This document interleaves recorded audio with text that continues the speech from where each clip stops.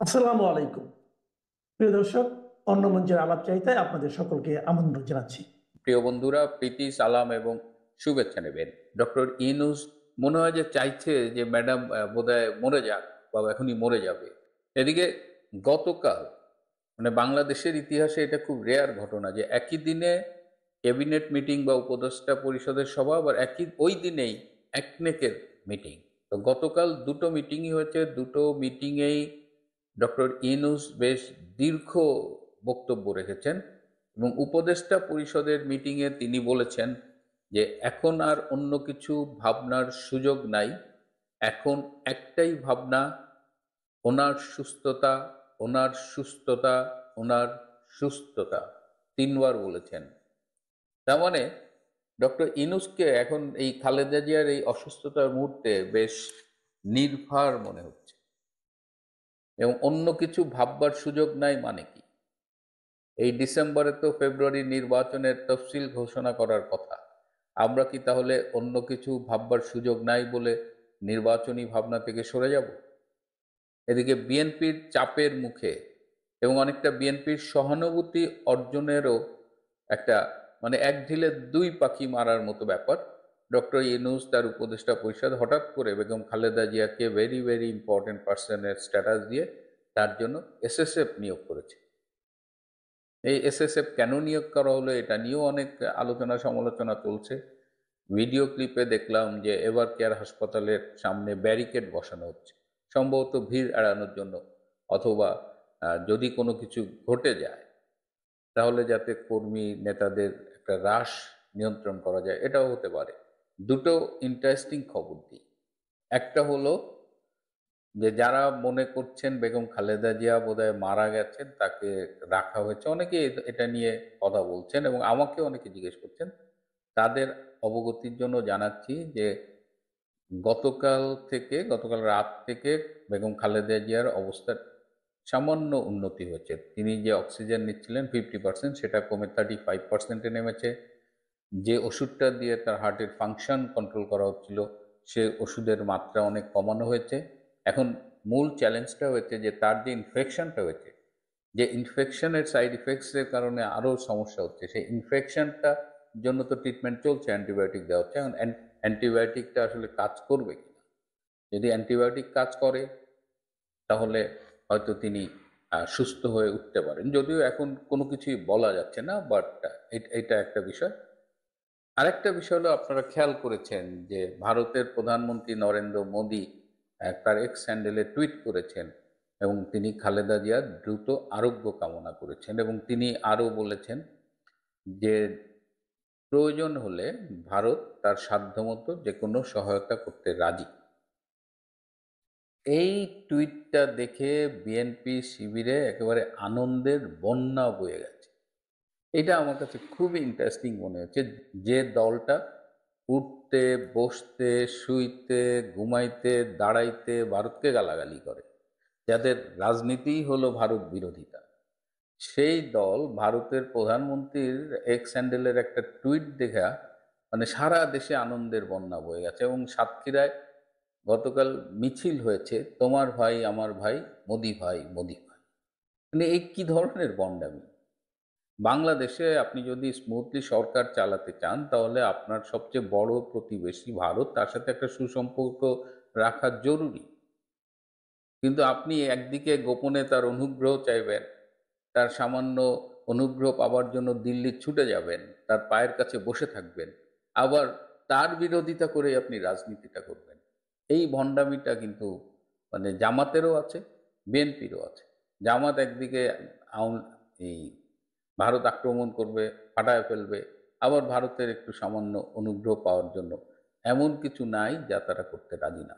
তাহলে এই এই হলো আমাদের দেশের ভারত বিরোধী রাজনৈতিক দলের অবস্থান, তোমার ভাই আমার ভাই। অবৈধ ইউনূস সরকারের একের পর এক অবৈধ অর্ডিন্যান্সে যেভাবে রাষ্ট্রপতি চুপ্পু বিনা প্রশ্নে তার সই দিচ্ছেন, তাতে একটা প্রশ্ন স্বাভাবিকভাবে উঠছে যে রাষ্ট্রপতি চুপ্পু আসলে কার লোক? তিনিও কি ভেতরে ভেতরে সেনাপ্রধান ওয়াকার উজ্জামানের মতো ছদ্মবেশী জামাতি, নাকি বন্দি সম্রাট শাহজাহানের মতো নখদন্তহীন লাচার একজন মানুষ সম্রাট শাহজাহানকে বাধ্য হয়ে নিহত প্রিয়পুত্র দারা শিকর কাটা মুন্ডু দেখতে হয়েছিল? আর রাষ্ট্রপতি শাহাবুদ্দিন চুপ্পু জানতেন অপরাধ ট্রাইব্যুনাল প্রধানমন্ত্রী শেখ হাসিনাকে মৃত্যুদণ্ড দেবেই, তবু তিনি সেই অর্ডিন্যান্সে সই করেছিলেন। আমার কিছু দর্শক বলেছিলেন সই না করে তার উপায় ছিল না, স্বেচ্ছায় নয়, তিনি বাধ্য হয়েছিলেন অর্ডিন্যান্সে সই করতে, না করলে তার প্রাণ সংশয় হতে পারত। এই যুক্তি আমার কাছে খুব একটা গ্রহণযোগ্য মনে হয়নি, ছেদও মনে হয়েছিল। এই ছেদও মনে হওয়ার কারণ, রাষ্ট্রপতিকে মেরে ফেললে ইউনূস সরকারের কোনো লাভ নেই, বরং ক্ষতি।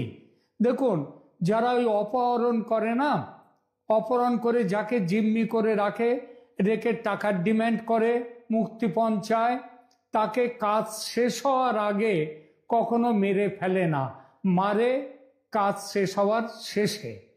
তো বাংলাদেশে ইউনূস সরকারের তো কাজ এখনো শেষ হয়নি, কিন্তু যদি জিম্মি না হয়ে চুপ্পু এই সরকারের স্বেচ্ছা অংশীদার হয়ে থাকেন, অর্ডিন্যান্স জারি যদি তিনি স্বেচ্ছায় করে থাকেন, এই সম্ভাবনা কিন্তু একেবারে উড়িয়ে দেওয়ার নয়।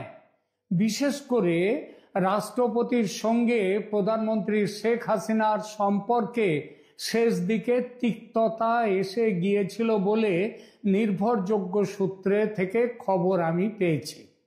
কলকাতায় থাকা আওয়ামী লীগের নেতাদের সঙ্গে ব্যক্তিগতভাবে বিষয়টি নিয়ে কথা বলেছি। রাষ্ট্রপতি চুপ্পু ছদ্ম জামাতি, এটা অবশ্য কেউ তাদের মধ্যে বিশ্বাস করেন না। তাহলে এই যে রাষ্ট্রপতি চুপ্পু একের পর এক বেআইনি অগণতান্ত্রিক অর্ডিন্যান্স কেন জারি করতে সম্মত হচ্ছেন? যদি তিনি বলতেন সই করব না, তাহলে কে কি করতে পারত? তাকে মেরে ফেলতো? সেটা কেন সম্ভব নয় আগেই বলেছি, কারণ এখন মেরে ফেলে তাদের কোনো লাভ নেই। শারীরিক অত্যাচার করতে পারত সামান্য, কিন্তু মেরে ফেলতো না। অপমান করতে পারত, সেটা তো করছেই। সত্যি পরিস্থিতি কি সেটা কেউ নিশ্চিত জানে না।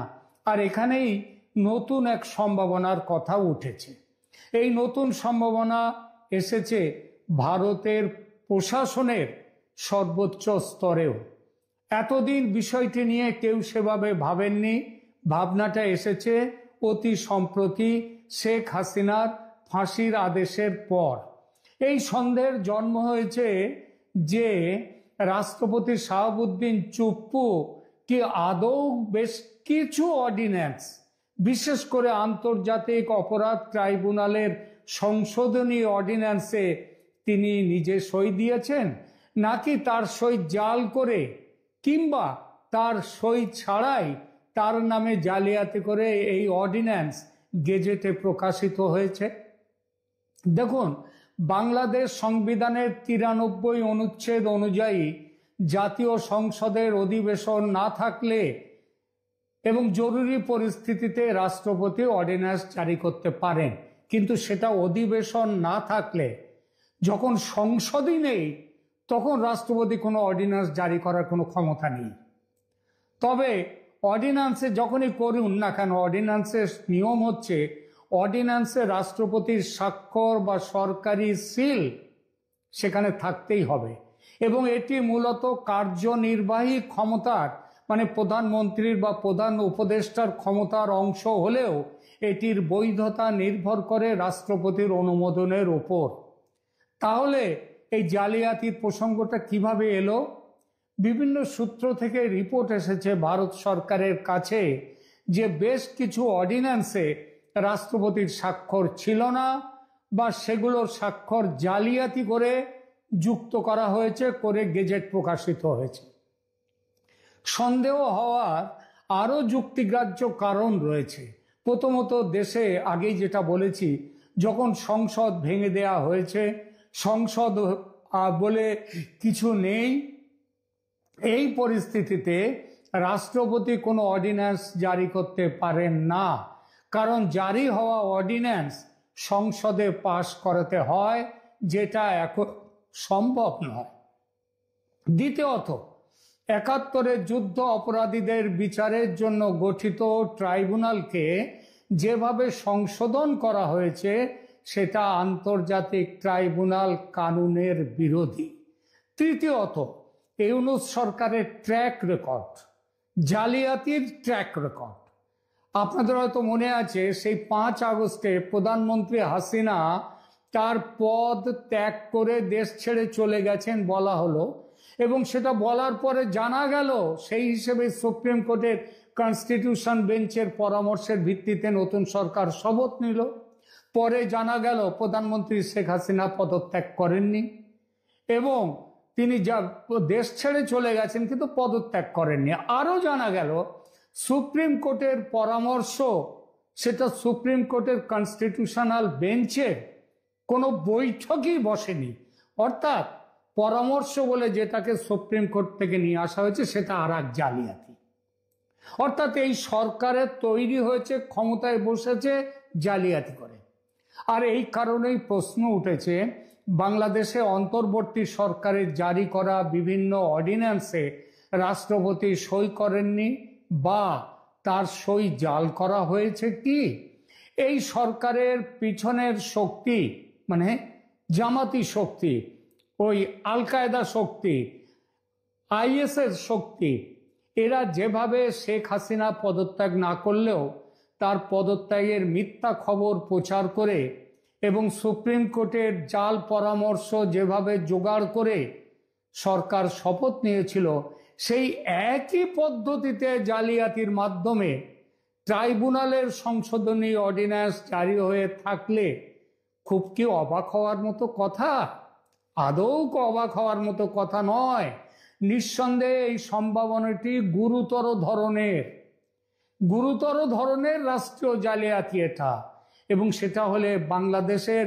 সেটা হচ্ছে বাংলাদেশের বর্তমান যে রাজনৈতিক পরিস্থিতি এবং যারা এই রাজনীতির এখন ক্ষমতায় আছেন তাদের কাছে এটা খুবই স্বাভাবিক ব্যাপার। এই ব্যাপারে আজ এই মুহূর্তে কোনো প্রমাণ পাওয়া অসম্ভব, কারণ শান্তির নোবেলজয়ী ইউনূস আইন কানুনকে মেঘনা যমুনার জলে ভাসিয়ে তার রাজত্ব চালাচ্ছেন।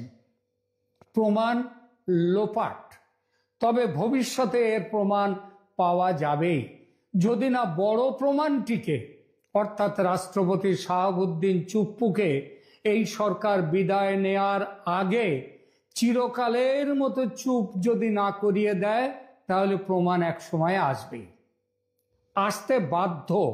নয়াদিল্লির নির্ভরযোগ্য সূত্র থেকে জানা যাচ্ছে শেখ হাসিনার পদত্যাগপত্র সুপ্রিম কোর্টের পরামর্শ জালিয়াতি করে এই সরকারের ক্ষমতা দখলের সঙ্গে এবার অর্ডিন্যান্স জালিয়াতির বিষয়টি যোগ করে বড়সড় একটি ডসিয়ার আমেরিকার হাতে তুলে দিয়েছে ভারত সরকার। আর এর পরিণামে নোবেলজয়ী ডক্টর মোহাম্মদ ইউনূসের এই ৮৬ না ৮৭ বছর বয়স, তার এই বয়সের যে প্রতিষ্ঠা তিনি অর্জন করেছেন পৃথিবীব্যাপী, সেই প্রতিষ্ঠা তাসের ঘরের মতো ভেঙে পড়তে বাধ্য। শুধু তাই নয়, বেঁচে থাকলে আগামী দিনগুলো তাকে যে ভয়ঙ্কর জালিয়াতির দায়েও অন্ধ কারাগারে কাটাতে হবে সেটাও নিশ্চিত। এজন্যেই বাংলায় একটা প্রবাদ আছে, অতিবার বেড়ো না, ঝড়ে ভেঙে পড়বে। কারণ ক্রাইম ডাজ নট পে, পাপ বাপকেও ছাড়ে না। ইউনূস এবং তার সঙ্গীরা কথাটা মনে রাখবেন। আজকে বাংলাদেশের প্রধান জাতীয় দৈনিক প্রথম আলো একটি সংবাদের শিরোনাম করেছে, যে শিরোনামটা হচ্ছে মাহফুজ সিদ্ধান্তহীন, আসিফের রাজনৈতিক ঠিকানা অনির্দিষ্ট। অর্থাৎ গত বছর 2024-এর জুলাই আগস্টে যে আন্দোলন হয়েছিল কোটার দাবিতে যে আন্দোলন, তো পরবর্তীতে যেটি সরকার পতনের আন্দোলন রূপ নেয়, সেই আন্দোলনের প্রধান দুই মুখ আসিফ মাহমুদ সজীব ভুঁইয়া এবং মাহফুজ আলম এবং একই সাথে নাহিদ ইসলাম, এই তিনজন ছাত্র প্রতিনিধি হিসেবে সরকারে যোগ দিয়েছিলেন। নাহিদ ইসলাম আগেই গত ফেব্রুয়ারিতেই পদত্যাগ করে আলাদা তারা একটি রাজনৈতিক দল গঠন করেছেন, জাতীয় নাগরিক পার্টি, যে পার্টি এখন ইতিমধ্যে নির্বাচন কমিশনে নিবন্ধন পেয়েছে, প্রতীক পেয়েছে নানা জল্পনা কল্পনার পর। আবার এদিকে নির্বাচন ঘনিয়ে আসছে, ফেব্রুয়ারির প্রথমার্ধে জাতীয় সংসদ নির্বাচন হবে, এটা সরকারের তরফ থেকে বলা হচ্ছে, কিন্তু আমরা বিশ্বাস করি না যে নির্বাচন হবে। এখন প্রশ্ন হচ্ছে যে এই ছাত্র প্রতিনিধি যারা ছিলেন সরকারে, একজন চলে গেছেন আগেই, কিন্তু দুজন এখনো পর্যন্ত আছেন। দুজনের একজন অবশ্য মাহফুজ আলমকে আমরা বহু পরে চিনলাম, যে মাহফুজ আলম নামের একজন ওই জুলাই আগস্টের ওই সময়ের আন্দোলনে ছিলেন, যখন সরকারের অংশ হলেন। প্রথমে সিনিয়র সচিব পদমর্যাদায় প্রধান উপদেষ্টার কার্যালয়ে সংযুক্ত হয়েছিলেন, পরবর্তীতে উপদেষ্টা হলেন, তখন একটু একটু করে চিনলাম। এবং মাহফুজ আলমকে ডক্টর ইউনূস নিউ ইয়র্কের জাতিসংঘের অধিবেশনে গিয়ে এক ফাঁকে এক অনুষ্ঠানে, ক্লিন্টন ফাউন্ডেশনের অনুষ্ঠানে, যখন জুলাই আন্দোলনের মাস্টারমাইন্ড বলে পরিচয় করিয়ে দিলেন ক্লিন্টনকে, তখন আমরা তাকে আরো ভালোভাবে চিনলাম। যাই হোক, এখন এই দুই ছাত্র উপদেষ্টা আছে, কিন্তু সরকারের তো শেষ পর্যায়ে অবস্থা দৃষ্টে চারিদিক দিয়ে মনে হচ্ছে যে সরকার শেষ দিকে। এখন তারা কি করবেন? তারা কি নির্বাচন করবেন, নাকি নির্বাচন করবেন না, নাকি উপদেষ্টা পরিষদে থাকবেন? এইরকম একটি রিপোর্ট করেছে প্রথম আলো। দৈনিক প্রথম আলোর খবরে বলা হচ্ছে যে ত্রয়োদশ জাতীয় সংসদ নির্বাচনের তফসিল হতে পারে আগামী সপ্তাহেই। শিক্ষার্থী প্রতিনিধি হিসেবে অন্তর্বর্তী সরকারে থাকা দুই উপদেষ্টা মাহফুজ আলম ও আসিফ মাহমুদ সজীব ভুইয়া পদত্যাগ করে ভোটের লড়াই অংশ নেবেন, নাকি সরকারে থেকে যাবেন, এ নিয়ে রাজনৈতিক অঙ্গনে নানা আলোচনা চলছে। যদিও দুই উপদেষ্টার কেউ এখন পর্যন্ত এ নিয়ে স্পষ্ট করে কিছু বলেননি।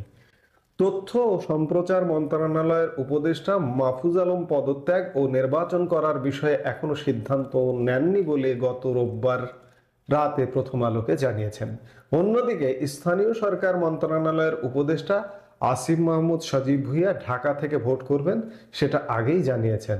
তবে তিনি বিএনপি, জাতীয় নাগরিক পার্টি নাকি স্বতন্ত্র কোন পথে হাঁটবেন সেটা এখনো খোলাসা করেননি। তার রাজনৈতিক ঠিকানাও এখনো নিশ্চিত হয়নি বলে জানা গেছে। এদিকে দুই উপদেষ্টাকে পদত্যাগ করার জন্য অন্তর্বর্তী সরকারের শীর্ষ পর্যায় থেকে সম্প্রতি আবারও পরামর্শ দেওয়া হয়েছে বলে সংশ্লিষ্ট একাধিক সূত্রে জানা গেছে। এর আগেও গত সেপ্টেম্বরের মাঝামাঝি সময়ের মধ্যে তাদের পদত্যাগের পরামর্শ দেওয়া হয়েছিল, তখন তারা আরো সময় চেয়েছিলেন। এরপর আরো একাধিকবার পদত্যাগের পরামর্শ দেওয়া হয়েছিল বলে জানা গেছে। এর মধ্যে আসিফ মাহমুদের ঘনিষ্ঠ একটি সূত্র জানায় তিনি জাতীয় নির্বাচনের তফসিল ঘোষণার আগেই সরকার থেকে পদত্যাগ করতে পারেন। তবে মাহফুজ আলমের ঘনিষ্ঠ কোনো সূত্র বলছে তিনি পদত্যাগ না করে এই সরকারের শেষ সময় পর্যন্ত উপদেষ্টা পরিষদে থেকেও যেতে পারেন। সেক্ষেত্রে তিনি নির্বাচনে অংশ নেবেন না, আর যদি নির্বাচনে অংশ নেন তাহলে তফসিলের আগে সরকার থেকে পদত্যাগ করবেন। এদিকে প্রধান নির্বাচন কমিশনার গত শনিবার বলেছেন ডিসেম্বরের দ্বিতীয় সপ্তাহে, অর্থাৎ আগামী সপ্তাহে নির্বাচনের তফসিল ঘোষিত হতে পারে। মাহফুজ আলম এবং আসিফ মাহমুদ সজীব ভুইয়া যে প্ল্যাটফর্ম থেকে উঠে এসে আজকে সরকারের উপদেষ্টা মন্ত্রীর পদমর্যাদায়, তাদেরই আন্দোলনের সহকর্মীরা গত ফেব্রুয়ারিতে এনসিপি গঠন করেছে। আমি শুরুতেই এনসিপির কথা বলেছি, কিন্তু তারা কি আসলে এনসিপির অংশ নয়? এনসিপিতে যোগ দিবেন না, বা যোগ দেওয়া বলে কি, তারা তো এখন সরকারে আছেন, এনসিপিরই আছেন এমনটাই ধরা হয়। কিন্তু মাঝখানে বিশেষ করে আসিফ মাহমুদ সজীব ভুইয়ার নানা টানাপোড়েনের কথা শোনা গিয়েছিল, এবং তিনি তার নিজ এলাকায় ইলেকশন করবেন না, তিনি ধানমন্ডির ভোটার হয়েছেন, ইত্যাদি নানান কথা। আসলে কি হচ্ছে এবং কি হচ্ছে এগুলোর উত্তর পেতে হলে আমরা হয়তো, যেহেতু আগামী সপ্তাহে তফসিল ঘোষণার কথা শোনা যাচ্ছে, সাথে বারবার এই কথাটাও বলতে হয় যে তফসিল ঘোষণা হতে পারে। এর আগে 2008 সালের নবম জাতীয় সংসদ নির্বাচনেও কিন্তু 5 বার তফসিল ঘোষিত হয়েছিল। কাজেই নির্বাচন কমিশন একটি তফসিল ঘোষণা করতেই পারে, কিন্তু নির্বাচন হওয়ার ব্যাপারে এখনো পর্যন্ত কোনো আভাস আসলে নেই। যাই হোক, আমরা আলাপে ছিলাম যে দুই উপদেষ্টার ভাগ্যে কি হচ্ছে, দুই উপদেষ্টার ভাগ্যে কি হচ্ছে সেটি হয়তো আমরা আগামী এক সপ্তাহের মধ্যেই দেখতে পাবো।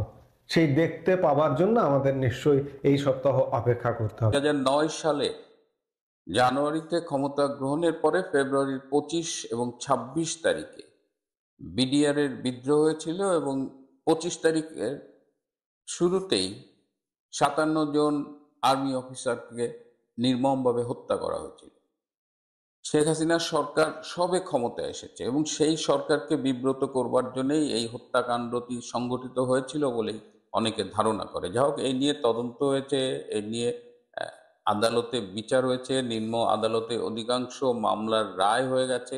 এই তদন্তের সেনাবাহিনীর পক্ষ থেকে যে কমিটিটা করা ছিল তার প্রধান ছিলেন সেই সময় quarter master general lieutenant general Jahangir Alam Chowdhury, যিনি আজকের এই অবৈধ ইউনূস সরকারের স্বরাষ্ট্র উপদেষ্টা।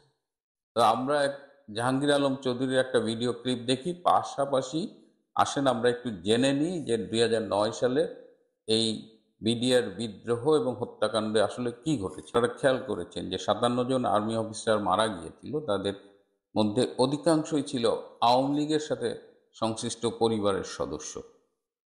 তো সব মিলিয়ে এটা খুব ক্লিয়ার ইন্ডিকেশন আছে এবং বাস্তবতাটা ছিল যে বিডিআর এর সৈনিকদের মধ্যে তখন এক ধরনের ক্ষোভ তৈরি হয়েছিল। এই যে অপারেশন ডাল ভাত পরিচালিত হয়েছিল 111-এর সময়, সেখানে তারা বিভিন্ন জায়গায় কম দামে খাদ্যপণ্য বিক্রি করেছে এবং কথা ছিল যে সৈনিকরা এই লাভের একটা অংশ পাবে, কিন্তু সেটা তাদের সাথে দেওয়া হয়।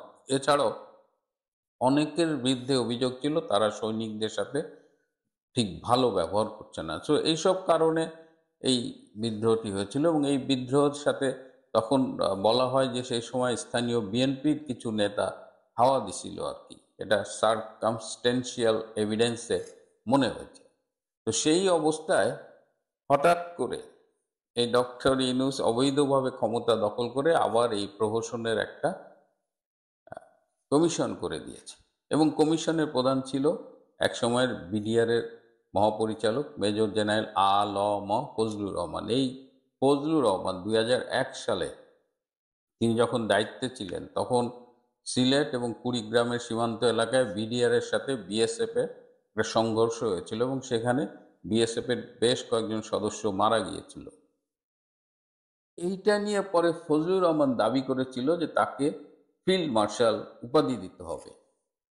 আপনারা হয়তো জানেন না যে এই মেজর জেনারেল ফজলুকে আড়ালে আবডালে রাম ছাগল ফজলু বলে এই বাহিনীতে ডাকা হতো এবং সে যে রাম ছাগল ছিল তা বিভিন্ন কর্মকাণ্ডেই আমরা জানতে পারি। এই যে যেমন ফিল্ড মার্শাল, আপনারা জানেন যে সেনা প্রধান যিনি যুদ্ধ করেন তিনি ফিল্ড মার্শাল উপাধিটা পেয়ে থাকেন, যেমন ভারতের মানিক শাহ বা পাকিস্তানের বর্তমান সেনা প্রধান যে আসিম মুনির।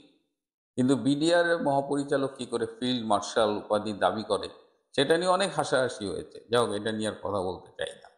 এবং 2009 সালের পর থেকেই তিনি রিটায়ারমেন্টে যাওয়ার পর থেকে এই বিডিআর বিদ্রোহ নিয়ে অনেক টক শোতে কথা বলেছেন এবং সেখানে বলেছেন এটা হাসিনার সিগন্যালে হয়েছে, এর সাথে ভারত জড়িত, যা যা কথা বলতেন তিনি এই কমিশনের রিপোর্টে সেম জিনিসগুলো পাইছে। তো উনি কি করে এত বছর আগে জানতেন?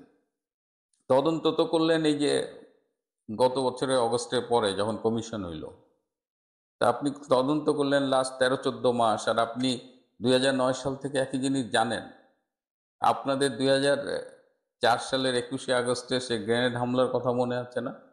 সেখানে বিএনপি সেখানে সংসদে দাঁড়িয়ে খালেদা জিয়া বলেছিলেন যে শেখ হাসিনা নাকি ভ্যানিটি ব্যাগে করে গ্রেনেড ক্যারি করে নিয়ে গেছে। যাও, কোনো কিছুই যখন গিলাইতে পারছে না তখন নোয়াখালীর সেনবাগ না কোথায় একটা ছেলে চার দোকান থেকে জজ মিয়া নামে একটা ছেলেকে ডেকায় না ধরে পুলিশে তাকে দেখালো যে সেই গ্রেনেড হামলার জন্য দায়ী। ওদিকে জজ মিয়ার পরিবারকে আবার পুলিশ টাকা দেয় যে জজ মিয়া জেলে আছে, মান্থলি তোমরা এই টাকাটা নিবা। সেই জজ মিয়া নাটক নিয়ে তো কম হাসাহাসি হলো না। তো এইবার ফজলু মিয়া যে নাটকটা করলো, এই তদন্তের নামে প্রহসন করলো, এইটা তো জজ মিয়া নাটককেও হারায় দিচ্ছে। আবার ফজলু মিয়া রিপোর্টটা ডক্টর ইউনূসের হাতে দেওয়ার পরে একটা সংবাদ সম্মেলন করছে, সেখানে সাবেক সেনা প্রধান জেনারেল আজিজ সম্পর্কেও খুব আপত্তিকর কথা বলেছে, মিথ্যে কথা বলেছে জেনারেল আজিজ নাকি লেফটেন্যান্ট কর্নেল থাকাকালীনই সে আর ফার্দার প্রমোশন পায়নি, অর্থাৎ সুপারসিডেড হয়ে গেছে, তারপরেও তাকে সেনা প্রদান করা হয়েছে, which was wrong. General Aziz আমরা খোঁজ নিয়ে জেনেছি যে তিনি কখনো সুপারসিডেড হননি, তিনি নিয়মিতভাবেই সেনাবাহিনীতে প্রমোশনগুলো পেয়েছেন। আবার তদন্ত করতে গেছে তিনি বিডিআর মিউটিনি, সেখানে আবার জেনারেল আজিজকে টেনে আনছেন। তাহলে আপনারা বুঝতে পারছেন। আবার ব্যারিস্টার ফজলে তাপস সে নাকি কোঅর্ডিনেট করছে। একটা মা বাপ মরা ছেলে, যারা আপনারা তাকে চেনেন, সে খুবই নরম স্বভাবের। এবং দেখেন এই যে যাওয়ার আগে দিন 4 আগস্ট না 3 আগস্ট সে যখন ঢাকা থেকে চলে যাচ্ছে, তখন সে একটা ইমিগ্রেশন অফিসারকে ম্যানেজ করতে পারেনি, সে প্রধানমন্ত্রীকে ফোন করছে। তো এরকম একটা মানুষ বিডিআর হত্যাকাণ্ড ঘটায় ফেলছে আর কি। মানে ফজলু যে রাম ছাগল তা প্রতি মুহূর্তে যেন প্রমাণ করতেছে। মানে ইউনূসের অসংখ্য প্রহসনমূলক কাজ, হাস্যকর কাজের সাথে নতুন করে যোগ হলো এই বিডিআর বিদ্রোহ হত্যা তদন্তের এই কমিশনের রিপোর্ট। আমার কাছে কি মনে হচ্ছে জানেন, মনে হচ্ছে যে শেখ হাসিনা মামলার যে রায় দিয়েছে না এই সরকারের সময়ে আদালত, আন্তর্জাতিক অপরাধ ট্রাইব্যুনাল, এই রায় এবং রায় পরবর্তী 1-2 সপ্তাহের যে রাজনৈতিক একটা জোশ সরকারের, এটাই শেষ। মানে এরপরে আর ফার্দার ডেভেলপমেন্ট বলতে কিছু নাই বলতে ভারতের দিক থেকে না, এটা বাংলাদেশের দিক থেকে। আমি সবসময় বলে এসেছি যে এই শেখ হাসিনার বিচার করতে চাওয়াটাই একটা গলদ আছে। এই সরকার সত্যিকার অর্থেই শেখ হাসিনার একেবারে স্পেসিফিক কোনো অপরাধ খুঁজে বের করা এবং সেটার জন্য যথাযথ প্রক্রিয়ায় বিচার, এটা শুরু থেকেই সে যায়নি। সে গিয়েছে রাজনৈতিক দৃষ্টিকোণ থেকে এবং প্রতিহিংসার দৃষ্টিকোণ থেকে। যাক, আদালত একটা রায় দিয়েছে। এই রায়ের পরবর্তী স্টেপ কি? যে আসামি বা যাকে সাজা দেওয়া হয়েছে তাকে দেশে আনা। এই দেশে আনার জন্য বাংলাদেশ একটা চিঠি দিয়েছে। এই চিঠি সার, এই চিঠির পরে এই চিঠি কোথায় গেল, এটার উত্তর চিঠি যখন নাম এসছে তখনই মানুষ ধারণা করেছে, আমরাও বুঝতে পেরেছি যে এই চিঠি আলটিমেটলি এর আগের চিঠির মতোই কোথাও না কোথাও পড়ে থাকবে। ভারত খুব সাবধানী একটা জবাব দিয়েছে যে তারা এটা দেখছে, তারা পর্যবেক্ষণ করছে এবং বাংলাদেশের শান্তি, প্রগতি, হ্যানত্যান, নির্বাচন, বাংলাদেশের মানুষের ভালো চায়, সম্পর্ক ভালো চায়, এইসব কথাবার্তা বলছে। কিন্তু এইসবের আড়ালে আরো কিছু ঘটনা যে আছে এবং ভারত আনুষ্ঠানিকভাবে তার যে বলা যে আমি শেখ হাসিনাকে দিব না, এটা ভারত নিজে না বলে অন্যদেরকে দিয়ে বলাচ্ছে। ভারতের শক্তিশালী সংবাদ মাধ্যম আনন্দবাজারের সমস্ত সংবাদ আমরা পিক করি না, কিন্তু অনেক সেন্সিটিভ সংবাদ আছে। আজকেও আপনি যদি আনন্দবাজারের বিদেশ ক্যাটাগরিতে ঢুকবেন, বাংলাদেশ নিয়ে প্রচুর নিউজ দেখবেন। আমরা সংবাদপত্রে অনেক নিউজ বিশ্লেষণ করি, বাট আনন্দবাজারের এই নিউজটা তারা যে করেছে, এই নিউজে ভারত সরকার হোক বা ভারতের দিক থেকে বোঝানোর চেষ্টা হয়েছে। আমরা বাংলাদেশেও বিভিন্ন সোশ্যাল মিডিয়া ব্লগারদের ফটোকার্ড দেখছি এবং ভারতের ওই আনন্দবাজারের খবরটার সার বা জিস্ট যদি বলি, বলা হচ্ছে কোনো প্রত্যর্পণ চুক্তি ঘাতকের হাতে তুলে দিতে বলে না। কথাটার মিনিং কি? বাংলাদেশ ভারতের মধ্যে 2013 সাল থেকে বন্দি বিনিময় চুক্তি আছে, প্রত্যর্পণ চুক্তি আছে। আদালতের রায়ে কেউ দোষী সাব্যস্ত হলে তাকে এক দেশ, অপরাধী যদি আরেক দেশে আশ্রয় নেয়, তাকে তুলে দিতে পারবে। সহজ হিসাবে শেখ হাসিনাকে বাংলাদেশে হাতে তুলে দেওয়ার কথা ভারত বাধ্য। ওই চুক্তিতেই একটা ক্লজ আছে, এই দুই দেশে কোনো দেশ যদি মনে করেন যে কোনো অপরাধীকে ওই দেশে প্রতিহিংসামূলক বিচার দেওয়া হচ্ছে আদালতে, তাহলে সে নাও দিতে পারে। ভারত এবং ভারতের সংবাদ মাধ্যম সাংবাদিকরা যা বলছেন তাতে করে তারা এই রায়কে রায় মনে করেন না। তাদের স্পষ্ট স্বীকারোক্তি এবং বিবৃতি আছে, তারা মনে করেন যে এই রায় ঠিক মতো হয়নি, বিচার ঠিক মতো হয়নি। সেই সংবাদের রণধীর জয়সওয়ালের বক্তব্যের রেফারেন্স টেনে বিশ্লেষণ করে বলা হচ্ছে কোনো প্রত্যর্পণ চুক্তি ঘাতকের হাতে তুলে দিতে বলে না। পাশাপাশি একটা খুবই শক্ত বিষয় যেটা ভারতের সংবাদ মাধ্যম অভিযোগ করছে, ভারতের সাংবাদিকরা স্পেসিফিকলি বলছে, ব্যাপারটা খুবই বাংলাদেশের জন্য চিন্তার বিষয়। বাংলাদেশে মৌলবাদী শক্তির উত্থান ভারতের জন্য বিপজ্জনক। রণধীর জয়সওয়াল ভারতের পররাষ্ট্র দপ্তরের মুখপাত্র, তিনি তার রেফারেন্স আছে। এখন কথা হলো বাংলাদেশের মৌলবাদীর উত্থান। এই বাংলাদেশের মৌলবাদীর উত্থান, মৌলবাদ বাংলাদেশে অনেক পুরনো সমস্যা, কিন্তু আওয়ামী লীগ সরকার বিদায়ের পর ডক্টর ইউনূসের নেতৃত্বাধীন যে সরকার এসছে, এই সরকারের সময়ে একটু চোখ কান খোলা রাখলেই বোঝা যায় যে দেশে আমি একে মৌলবাদী দিয়ে সংজ্ঞায়িত করব, আমি একে উগ্রবাদী দিয়ে সংজ্ঞায়িত করব, নাকি আপনারা যারা এই মৌলবাদী উগ্রবাদী আচরণকে আপনারা বলেন যে আমাদের ধর্মের প্রতি অ্যালার্জি? আমি দেখলাম যে জামাতের লোকজন খুব সহজেই কোনো কারণ ছাড়া যখনই যুক্তিতে পারছে না তখন বলে হ্যাঁ ইসলাম নিয়ে আপনাদের অ্যালার্জি, ইসলাম নিয়ে অ্যালার্জি। বিষয়টা ইসলাম নিয়ে সাধারণের অ্যালার্জি না, সাধারণ মুসলমানদের আমাদের অ্যালার্জি না, যারা ইসলাম নিয়ে ব্যবসা করে, ইসলাম নিয়ে রাজনীতি করে তাদের অ্যালার্জি, কারণ তারা ইসলামকে অতিরিক্ত রকম অপব্যবহার করে। সেই জায়গা থেকে বাংলাদেশের ভেতরে এই ইসলামের, আমাদের ইসলাম ধর্মের আবয়ব দিয়ে, আবরণ দিয়ে, খোলস দিয়ে পাকিস্তানের সঙ্গে, যে দেশ পৃথিবীতে সবচেয়ে বড় সন্ত্রাসবাদী দেশ হিসেবে পরিচিত, সেই দেশের লোকজনের ব্যাপক দ্বেধার্চে আনাগোনা, লাগামহীন আনাগোনা, সেটাকে ভারতের দিক থেকে মিন করা হচ্ছে যে ভারতের জন্য সাংঘাতিক রকম হুমকি। এখন এটা যদি লাগাতার চলতে থাকে, এখন দেখতে দেখতে 1-1.5 বছর পার হয়েছে, যদি লাগাতার সামনে চলতে থাকে, ভারত কেন বাংলাদেশ সীমান্ত ঘেঁষে তাদের সেনা মোতায়েন, নতুন নতুন সেনা গেরিশন করে বাংলাদেশকে ভয় দেখাচ্ছে বা চাপে রাখতে চাচ্ছে, এগুলো যত বেশি রকম ঘটতে থাকবে ততই কি আরো বেশি রকম বাংলাদেশের জন্য ঝুঁকিপূর্ণ না? এমন না যে আমি বলছি যে ভারত আমাদের দেশের উপরে হামলা করে বসবে এক্ষুনি বা খুব দ্রুত সময়ের মধ্যে। আমি বলতে চাচ্ছি যে এই যদি আমাদের নর্মাল যে দেশ, সাধু সন্ন্যাসী, আমাদের নমনীয় ইসলাম প্র্যাকটিসের যে দেশ, সেই দেশে এখন যেভাবে ইন্টারন্যাশনাল ট্রিট করা হচ্ছে, এই দেশের রাষ্ট্র পরিচালনায় যারা দায়িত্ব, তাদের সঙ্গে আন্তর্জাতিক মাফিয়া গ্রুপ, আন্তর্জাতিক terrorist group, even Osama bin লাদেনের সেই আল কায়েদার যে সম্পর্কের আলোচনা ডালপালা মিলছে, এগুলো যদি চলতে থাকে, তাহলে ভারত আজ যেগুলো অনানুষ্ঠানিকভাবে বলছে, কিছুদিন পরে আনুষ্ঠানিক বললে পরে তার পরবর্তী পদক্ষেপ কি হবে? ভালো থাকবে।